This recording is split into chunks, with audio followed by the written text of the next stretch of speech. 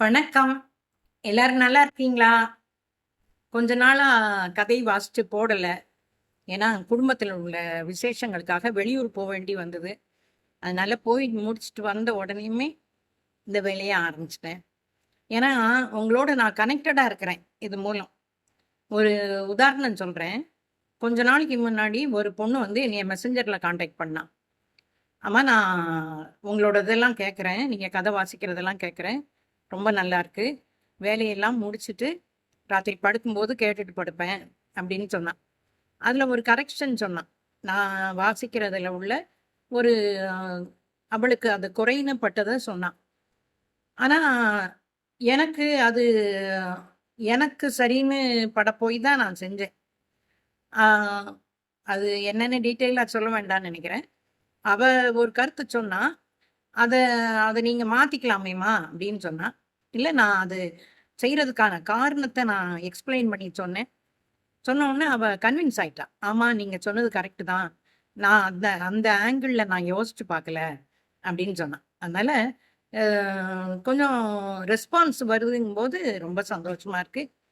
அ செவந்தி நன்றி. அவங்க செவந்தி தான் அவங்க பேரு. அவங்க தான் என்னைய கான்டாக்ட் பண்ணாங்க. இப்போ இந்த வாரம் வந்து நான் முன்னாடி வாசிச்சிருக்கிற மூங்கில் திரை அப்படிங்கிற புக்கு தென்கிழக்கு ஆசிய கதைகள். திலகவதி அவங்க எழுதினது. மூங்கில் திரை. இதுல வியட்நாம் பத்தி இந்த தடவை பார்ப்போம். அதோட ஆசிரியர் குறிப்பு.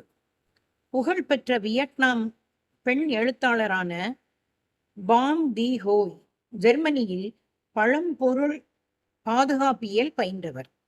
பின்னர் ஹனாயில் உள்ள வரலாற்றுத்துறை நிறுவனத்தில் பணிபுரியும் பொருட்டு வியட்நாமுக்கு திரும்பியவர். இவர் மேற்கத்திய நூல்களை வியட்நாம் மொழியில் மொழிபெயர்ப்பு செய்துள்ளார். பிரசுரிக்கப்பட்ட இவருடைய நூல்கள் தெளிந்த தூதன், பாதைகளின் சிக்கல், மேரிசன். இவர் தற்போது பெர்லின் நகரில் வசிக்கிறார். இப்போ வியட்நாம் பத்தி. சீனாவின் தெற்கு பகுதியில் பர்மாவை உள்ளடக்கிய தீபகற்ப பகுதியின் விளிம்பாக தென் சீன கடலை தொட்டவாறு நெளி மோதிர வளைவாக அமைந்திருக்கும் வியட்நாம் தென்கிழக்கு ஆசிய நாடுகளில் ஒன்று. புராதன மனிதன் இங்கு 5 லட்சம் ஆண்டுகளுக்கு முன்பே வாழ்ந்திருக்கக்கூடும் என்று ஆய்வுகள் தெரிவிக்கின்றன. எனினும் வியட்நாமிய மக்களின் தோற்றம் குறித்த அறுதியான தரவுகள் இன்னமும் கிடைத்தபாடு இல்லை.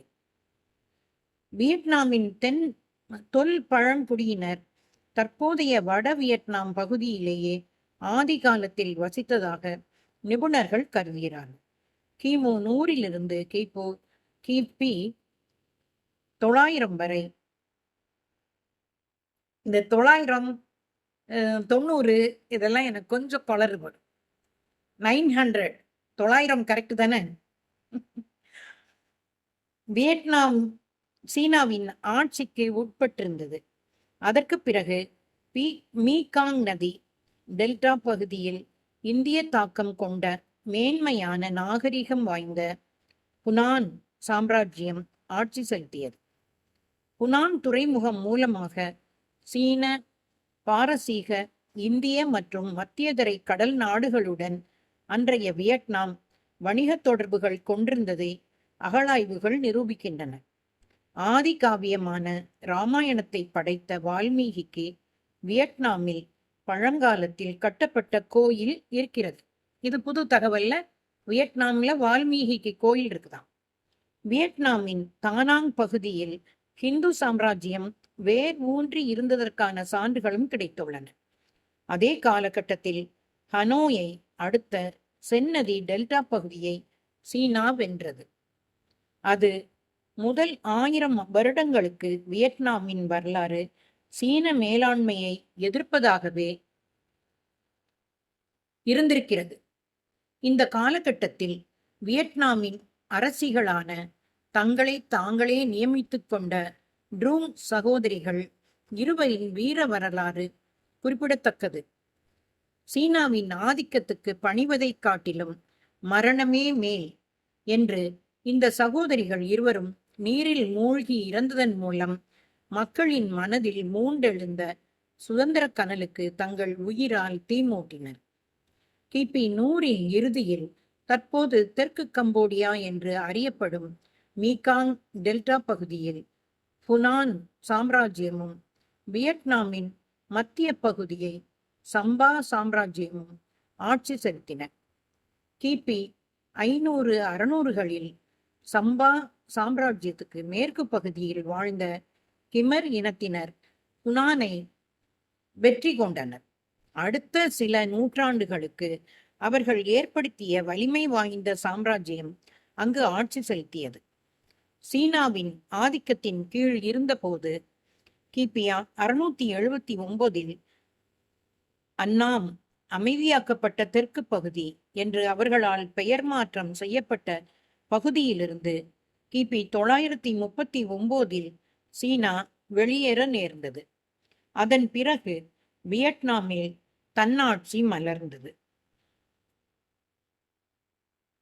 900 ஆண்டுகளுக்கு மேல் அங்கு சுதந்திரம் நிலவியது. பல்வேறு குழு தலைவர்கள் ஒருவரை ஒருவர் வென்று ஆட்சி பொறுப்பில் அமர்ந்தார்கள் என்றாலும் வியட்நாமியரே ஆட்சி பொறுப்பில் இருந்தனர். கிமர் சாம் மங்கோலிய சீன படையெடுப்புகளை எதிர்கொண்டு வியட்நாமின் சுதந்திரத்தையும் தக்க வைத்துக் கொண்டனர். கிபி 166 ஆண்டிலிருந்தே வியட்நாம் ஐரோப்பா போன்ற பல நாடுகளுடன் தொடர்பு கொண்டிருந்தது. மார்க்கஸ் அரேலியஸ் வாழ்ந்த காலத்திய ரோமானிய சாம்ராஜ்யத்துடன் உறவு பூண்டிருந்தது. 16ஆம் நூற்றாண்டில் வணிக காரணங்களுக்காக வியட்நாம் வந்த அயல் நாட்டினரும் கிறிஸ்துவ மத போதகர்களும் மெல்ல மெல்ல வியட்நாமுக்குள் நுழைய தொடங்கினர். அவர்கள் ஆயிரக்கணக்கான வியட்நாமியர்கள் கிறிஸ்துவ மதத்தை தழுவ காரணமாக இருந்தனர். கிறிஸ்துவ மத போதகர்களில் குறிப்பிட்டு சொல்லப்பட வேண்டியவர் அறிவாற்றலில் சிறந்தவர் என புகழ்பெற்ற அலெக்சாண்டர் தி ரோட்ஸ் என்னும் பிரான்சு நாட்டைச் சேர்ந்த பாதிரியார். இவர்தான் வியட்நாமிய மொழிக்கு வரி வடிவம் தந்தார். அவர் அறிமுகப்படுத்திய குவோக் என்னும் எழுத்து வடிவமே இன்று வரை பயன்படுத்தப்படுகிறது. இது ஒரு புறம் இருக்க, வியட்நாமிய மன்னர்கள் மத போதகர்கள் மீது சந்தேகமும் வெறுப்பும் கொண்டதன் விளைவாக கிபி 1600 கிபி 1800 வரை பல வன்கொடுமைகளுக்கு ஆளாக்கப்பட்டனர். வியட்நாமில் காலனி ஆட்சியை நிறுவ வேண்டும் என்ற எண்ணம் கொண்டிருந்த பிரான்சு மத போதகர்களுக்கு இழைக்கப்பட்ட கொடுமைகளை முகாந்திரமாக ஆக்கி வியட்நாமின் மீது போர் தொடுத்தது. அடுத்தடுத்து கிடைத்த வெற்றிகளுக்கு பிறகு 1883 வியட்நாம் முழுவதும் பிரான்சின் கட்டுப்பாட்டுக்கு கீழ் வந்தது. பிரான்சின் ஆட்சிக்கு எதிரான முதல் குரல் 1925 ஹோசிமின்னால் உருவாக்கப்பட்ட வியட்நாமிய புரட்சிகர இளைஞர் அணியிடமிருந்து வந்தது. இந்த ஹோசிமின் கொஞ்சம் கேட்ட பேர் மாதிரி இருக்குல்ல. ஹோசிமின் பொது உடைமை கருத்துகளின் அடிப்படையில் தம்முடைய இயக்கத்தை அமைத்திருந்தார். அவருடைய இயக்கம் வியட்மின் என்று பரவலாக அறியப்பட்டிருந்தது. 2ஆம் உலகப் போரில் வியட்நாம் 1940 ஜப்பானியர் வசமானது. ஆகஸ்ட் 1945 ஜப்பான் தோல்வியுற்று வெளியேறியது. ஹோசிமின்னின் படை நாட்டின் பல பகுதிகளை, குறிப்பாக வடக்கு பகுதியை விரைவாக கைப்பற்றியது. தான் ஆட்சியை அமைக்க முடியாது என்ற நிலையில் சக்கரவர்த்தி பாவோடாய் ஹோசிமின்னுக்கு அந்த உரிமையை அளித்து ஆட்சி பீடத்திலிருந்து இறங்கினார். வியட்நாமை சுதந்திர நாடாக அறிவித்த ஹோசிமின் வியட்நாம் ஜனநாயக குடியரசை நிறுவினார். புதிய ஆட்சிக்கு தலைமை ஏற்றார். கம்யூனிஸ்டுகள் அல்லாத வேறு பல இயக்கத்தினரும் கம்யூனிச ஆட்சியான வியட்மிங் அரசை ஆதரித்தனர். ஆயினும் சரணடைந்ததை தொடர்ந்து விட்டேனா பார் என்று சில வாரங்களுக்குள்ளாகவே பிரிட்டன் மற்றும் சீன படைகள் வியட்நாமில் களமிறங்கின. பிரான்சு தன் பங்குக்கு கொச்சின் சீனா எனப்படும் வியட்நாமின் தென்முனையை தன் கட்டுப்பாட்டுக்குள் கொண்டு வந்தது. ஒரே ரணகளம். ஹனோயில் இருந்த பிரெஞ்சு படையை ஹோசிமின்னின் படை தாக்கியது. பிரான்சினால் வியட்நாமின் எதிர்ப்புணர்ச்சிக்கு ஈடுகட்ட முடியவில்லை. ஆயினும் பாவோடாயின் தலைமையில் வியட்மின்னை எதிர்த்து பிரான்சு ஒரு வியட்நாமிய அரசை நிறுவியது. கம்யூனிசத்தை ஆதரிக்காத சிலர் அதை வரவேற்கவும் வரவேற்றார்கள். இரண்டு ஆட்சிகளுமே வியட்நாமை சொந்தம் கொண்டாடின. சில நாடுகள் பாவோடாயின் ஆட்சியை ஆதரித்தன. அதற்கு மாறாக கம்யூனிச நாடுகள் வியட்மின்னை ஆதரித்தன. ஒரே குழப்பம். ஹோசிமின் போன்ற ஒருவர் ஒரு நாட்டின் ஆயிரம் ஆண்டுகள் தவத்தால் மட்டும் பெறக்கூடிய அரும்பெரும் தலைவர். அறிவு, ஆற்றல், நாட்டுப்பற்று, போர்க்கலைகள், எழுத்து, பேச்சு என்று சகல துறைகளிலும் உச்சத்தை தொட்டவர். குவென் டாட் தன் என்பது அவருடைய சொந்த பெயர். ஆனால் அவர் புரட்சிக்காரராகவும் போராளியாகவும் வாழ்ந்த காலத்தில் அவர் 50க்கு மேற்பட்ட பெயர்களில் வெவ்வேறு வேடங்களில் உலவினார். சமையல்காரர், தோட்டக்காரர், விடுதி பணியாளர், போட்டோகிராஃபர், வியாபாரி என்று பல தொழில்களை செய்பவராக வேடம் பூண்டார். New York, London, Paris, Shanghai, Tunisia, Madagascar, India, Russia என்று உலகத்தை 29 ஆண்டுகள் வலம் வந்தார். நம்ம ஒரு முறையே போக முடிய மாட்டேங்குது. ஒருமுறை சீனாவில் சிறைப்பட்ட இவர் சிறை கொடுமைகளால் தம் பற்களையும் தலைமுடியையும் இழந்தார். அந்த சமயத்தில் அவர் எழுதிய கவிதைதான் ஒரு கவிதை சொல்றாங்க. என் உடம்பைத்தான் இவர்களால் வருத்த முடியும், மனத்தை என்ன செய்ய முடியும்? இன்று வரை வியட்நாம் மக்களின் இதய கீதமாக இப்பாடல் இருந்து கொண்டிருக்கிறது. தவிர இவருடைய நூல்கள் வேதத்தை போல போற்றப்படுகின்றன. சீன வியட்நாம் எல்லையை கடக்கும் போது தற்செயலாக அவர் சந்தித்த பிச்சைக்காரனின் பெயரான ஹோசிமின் என்பதை அவர் அச்சமயம் தனது பெயராக தரித்து கொண்டார். எப்படியோ அந்த பெயர் நிலைத்து போயிற்று. ஒரு பிச்சைக்காரரோட பெயரை தன்னோட பேரை அந்த நேரத்துக்கு ஸ்வீகரிச்சிட்டாரு. அதே அவருக்கு நிரந்தரமா இருந்துச்சு.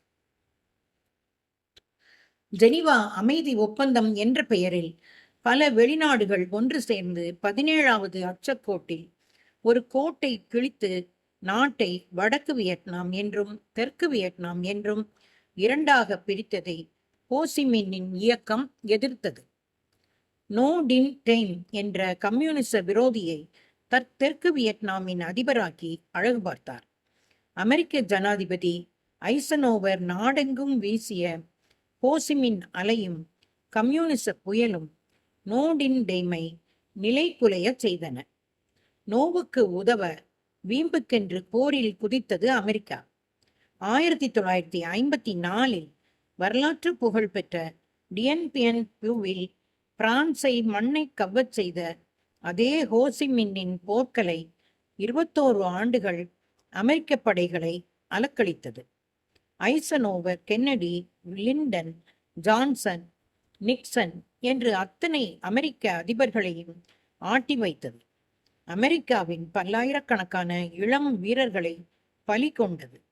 கென்னடி காலத்தில் அமெரிக்காவின் பெருமை என்று மக்கள் நம்பிக்கொண்டிருந்த வியட்நாம் போரில் வெற்றி பெற்று விட்டதாக செய்யப்பட்ட பிரச்சாரம் வெறும் பம்மாத்துதான் என்பதை மக்கள் புரிந்து கொண்டார்கள். அப்படியாக அடுத்த சில ஆண்டுகளில் அமெரிக்காவின் சாயம் வெளுத்தது. நிக்சன் தம்முடைய தேர்தல் பிரச்சாரத்தில் தாம் பதவிக்கு வந்தால் உடனே அமெரிக்க வீரர்களை வியட்நாமிலிருந்து திரும்ப அழைத்துக் கொள்வதாக செய்த பிரகடனமே அவரை அதிபராக்கியது. அந்த அளவுக்கு அமெரிக்க மக்கள் மத்தியில் வியட்நாம் யுத்த எதிர்ப்புணர்ச்சி வளர்ந்து விட்டிருந்தது. இதனாலேயே லிண்டன் பி ஜான்சனை அமெரிக்க மக்கள் வெறுத்தார்கள். LBJ how many kids killed today என்று LBJ how many kids killed today என்று ராகம் போட்டு பாடியபடி தேசம் முழுவதும் ஊர்வலம் போக ஆரம்பித்தார்கள். அமெரிக்காவால் தெற்கு வியட்நாமிய அதிபராக நியமிக்கப்பட்ட டியம் தனது படையினராலேயே கொல்லப்பட்டார்.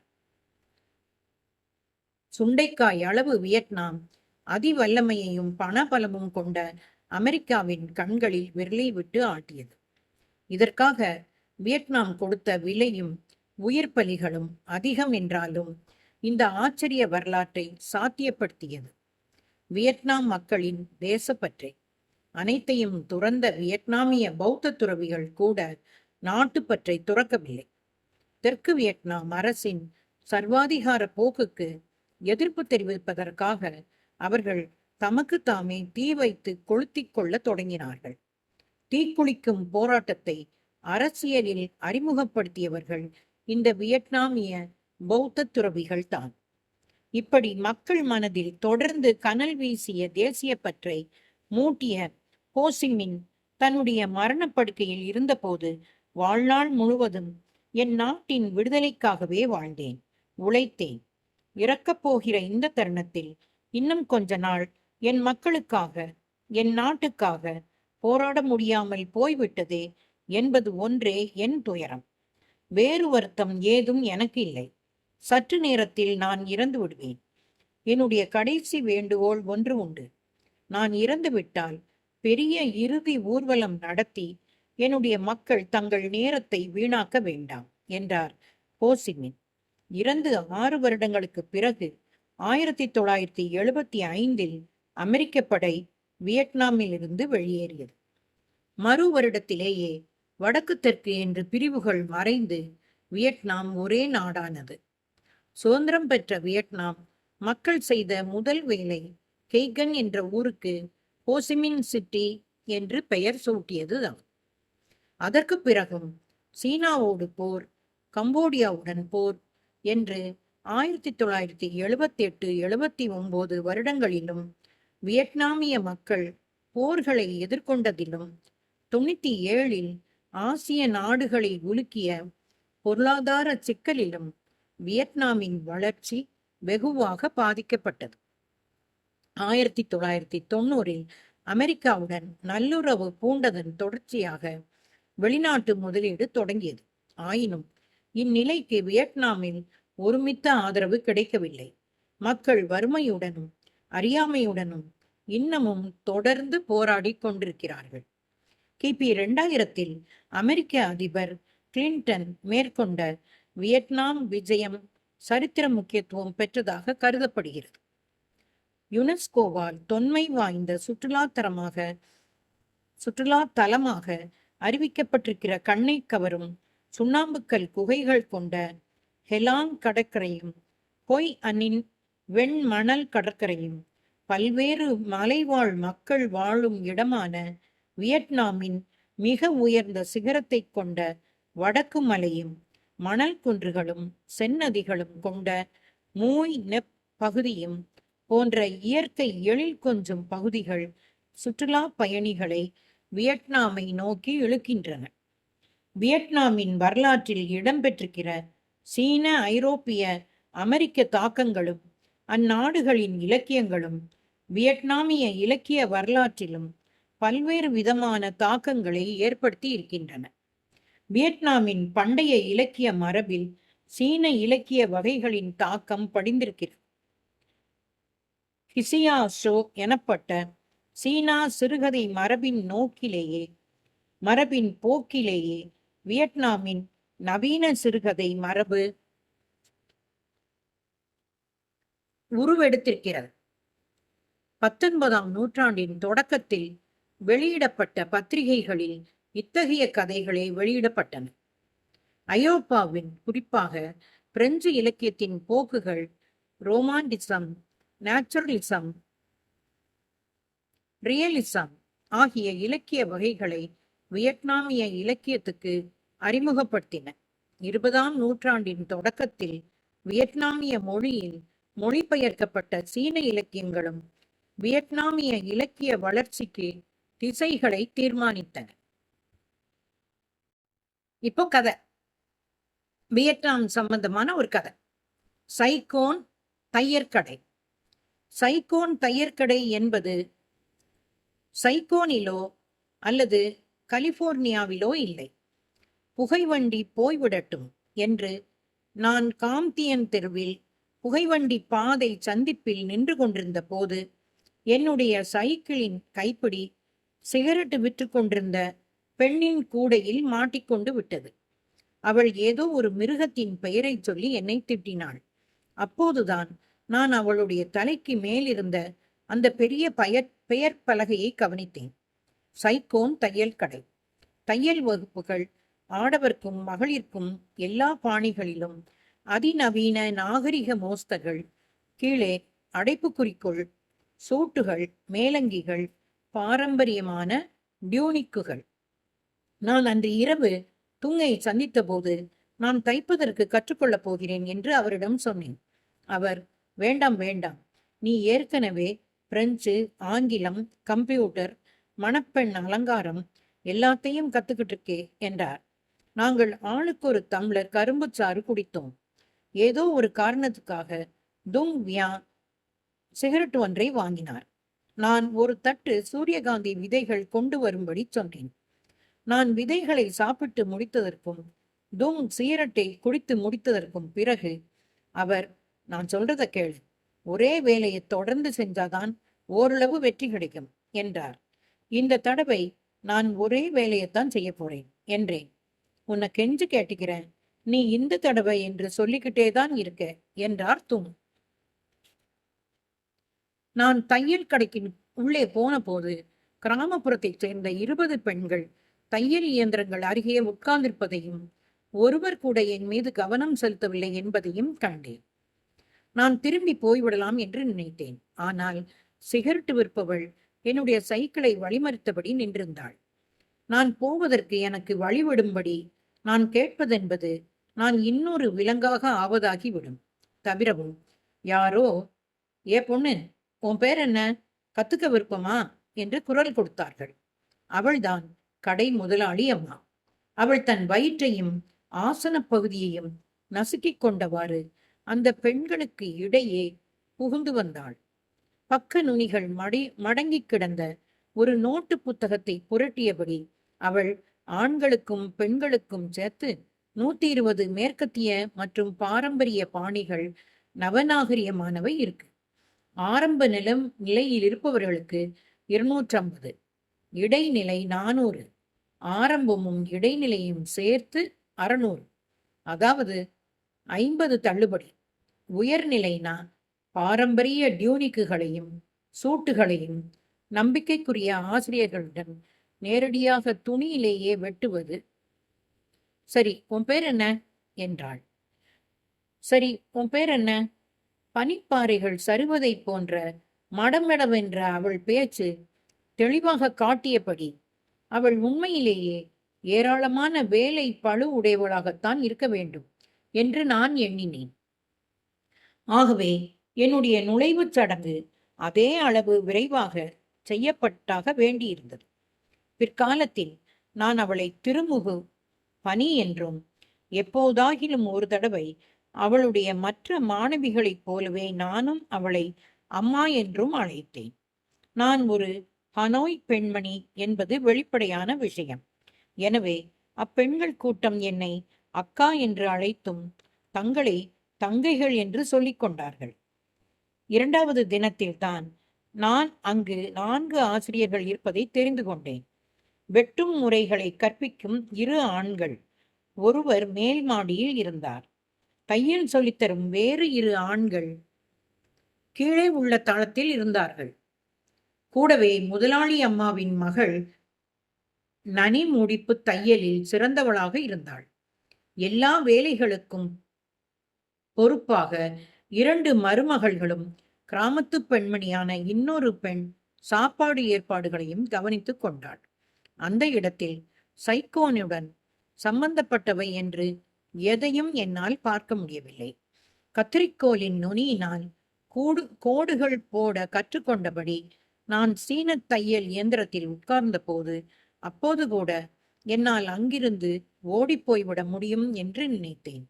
பிரெஞ்சு, ஆங்கில மற்றும் கம்ப்யூட்டர் வகுப்புகளில் நகர் சார்ந்த கல்வி அறிவுடைய பணக்கார அல்லது குறைந்தபட்சம் பணக்காரர்களைப் போலவும் மரியாதை தெரிந்தவர்களைப் போலவும் நடிக்கிறவர்கள் நிரம்பி இருந்தார்கள். மணப்பெண்ணுக்கான அலங்கார வகுப்புகளும் நாகரிகமானதாகவே இருந்தது. ஒப்பிட்டு பார்த்தால் சைக்கோன் தையல் கடை, கனவுகள் நிறைந்த ஓர் இருண்ட ரயில் பெட்டி, போலி தென்கொரிய பெயர் சீட்டுகளுடன் இருக்கும் மலிவான அலங்கார சட்டைகளும் இறுக்கமான மேலங்கிகளும் நிறைந்த ஓர் எதிர்காலத்துக்கு நான் ஒரு துரித பயணச்சீட்டை வாங்கியிருந்தேன். அன்று இரவு என்னிடம் வகுப்புகள் எப்படி இருக்கு என்று விசாரித்தார். நான், பிரமாதம், இன்னும் 3 மாசத்துல நான் என் சொந்த கடையை திறந்துடுவேன் என்றேன். நான் முதலில் தைப்பது அரைக்கால் சட்டையாகத்தான் இருக்கும். அதை நான் செய்தித்தாளில் பொதிந்து கட்டி வீட்டுக்கு போகும் வரை அதை அணிய மாட்டார் என்பதை உறுதி செய்து கொள்வேன் என்று நான் நினைத்து கொண்டேன். அந்த 20 பெண்களின் பெயர்களையும் என்னால் நம்பவே முடியவில்லை. சிறு நாய், பச்சை, மூங்கில், அதிர்ஷ்டம், தப்பித்தல், மனம் ஊட்டப்பட்டவள், ஊற வைக்கப்பட்டவள். வடக்கு முதலாளி அம்மாவின் பெயர் பனி. அவளுடைய மகளின் பெயர் தீண்டப்பட்டவள். 2 மருமகன்களின் பெயர்கள் சுண்ணாம்பு கட்டி, நற்குணம். 4 ஆசிரியர்களின் பெயர்கள் திடமுடிவு, கால் சண்டை, வெற்றி. பகலெல்லாம் மாடியில் இடுப்பு துண்டு போடுவது, மார்பை விரிவடைய செய்வது, அக்குளையும் இடுப்பையும் மார்பையும் குறைப்பது ஆகியவை பற்றிய கூச்சல் கேட்டுக்கொண்டே இருக்கும். தைக்கிறதுல மார்பை விரிவடைய செய்வது, அக்குளையும் இடுப்பையும் மார்பையும் குறைப்பது, அளவுகளை கூட்டி குறைக்கிறத பற்றிய பேச்சு ஒரு கூச்சல் போல கேட்டுக்கிட்டே இருந்துச்சான். கீழ்த்தளத்தில் ஒரு வார்த்தையை கூட கேட்க முடியாது. அப்படியே நீங்கள் கூச்சல் எழுப்பினாலும் மேற்சுவரிலிருந்து மின் விசிறி எழுப்பும் இறைச்சலில் உங்கள் சொற்கள் அர்த்தமற்ற துண்டுகளாக சிதைந்துவிடும். அரைக்கால் சட்டைகளை தைக்கும் அளவுக்கு ஆபதற்குள்ளாகவே நான் டிரான்குய் மனநல மருத்துவமனைக்கு போகும்படி என் நிலைமை ஆகிவிடக்கூடும் என்று நான் நினைத்து கொண்டேன். கூச்சல். அதனால்தான் அந்த பெண் தன் பெயர் ஆர்கிட் என்று சொன்ன உடனேயே எனக்கு அவளை பிடித்து விட்டது. ஏன்னா பெயர்கள் எல்லாமே வித்தியாசமா இருந்தது. அதுல ஆர்கிட்ங்கிற பெயர் அழகா இருக்கு. மற்ற இடங்களில் காணப்பட்ட எல்லா ஆர்கிட்களும் சலிப்பூட்டுபவையாக இருந்தன. ஆனால் இந்த பெண் கடையில் இருந்த மற்ற பெண்களை போன்றவள் அல்ல. அவளுடைய அப்பா கிராமப்புறத்திலிருந்து வந்து கடைக்குள் நுழைந்த போது அவள் தேனை போன்ற இனிமையான தன்னுடைய மூங்கில் குருத்து விரல்களால் என்னுடைய கோணல் மாணலான தையலை கேலி செய்து கொண்டு என் பக்கத்தில் உட்கார்ந்து கொண்டிருந்தாள். திருமதி பனி அவரிடம், நீங்க இங்கே அலங்காரமான ஆயத்த சட்டையோ எலாஸ்டிக் வச்ச கால் சட்டையோ வாங்க வந்திருக்கீங்களா, இல்லைன்னா உங்க மகளை வகுப்புல சேர்க்க வந்திருக்கீங்களா என்று கேட்டாள். ஆர்கிடின் அப்பா, இல்லை, எனக்கு அதுக்கெல்லாம் தெம்பில்லை என்று சொல்லிவிட்டு ஹனோயில் தைக்க கற்றுக்கொள்வதாக சொல்லிவிட்டு போன தன்னுடைய மகள் 6 மாதங்களாகியும் திரும்பி வரவில்லை எனும் அவருடைய துயரம் மிக்க கதையை சொன்னார். திருமுகு பனி, மாமா, ஹனோயில் 100கணக்கான தையர் கடைகள் இருக்கு என்றாள். அவளுடைய அப்பா, இது நான் நுழையிற 19வது கடை என்று சொன்னார். சரி, அவளோட பேர் என்ன என்று திருமுகு பனி கேட்டபோது அவர் ஏற்கனவே அங்கிருந்து வெளியே போவதற்கு திரும்பி விட்டிருந்தார். நாங்கள் அவளை வீட்டில் குட்டி என்று கூப்பிடுவோம். மேசைக்கு கீழே இருந்த ஆர்கிட் தவழ்ந்து வெளியே வந்து, அது என்னுடைய அப்பா என்று என்னிடம் சொன்னாள். எனக்கு அவளுடைய செல்லப்பெயர் பிடிக்கவில்லை.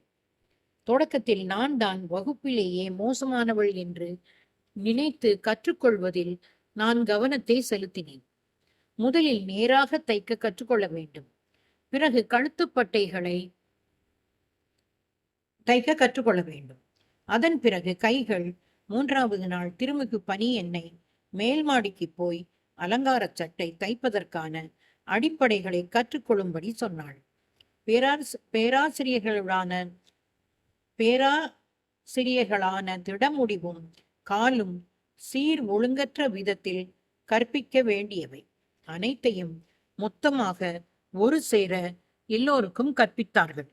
யாராவது பேராசிரியர்களை அழைத்தால் மட்டுமே அவர்கள் வருவார்கள். இல்லையென்றால் இளைஞரான பேராசிரியர் திடமுடிவு மேசையின் மீது படுத்தவாறே பாடிக்கொண்டிருப்பார். பேராசிரியர் கால் தன் கால்களால் மென்காற்றை அளந்து கொண்டிருப்பார். பேராசிரியர் திடமுடிவு சட்டை இல்லாமல் இருந்தார். பேராசிரியரின் காலின் சட்டை பொத்தான்கள் திறக்கப்பட்டு அவருடைய மேடிட்டு உப்பிய வயிறை வெளிப்படுத்தி கொண்டிருந்தது. பேராசிரியர் திடமுடிவு நல்ல தோற்றமுடையவர். பேராசிரியர் கால் நுண்கலை கல்லூரியில் ஆசிரியராக இருந்தவர்.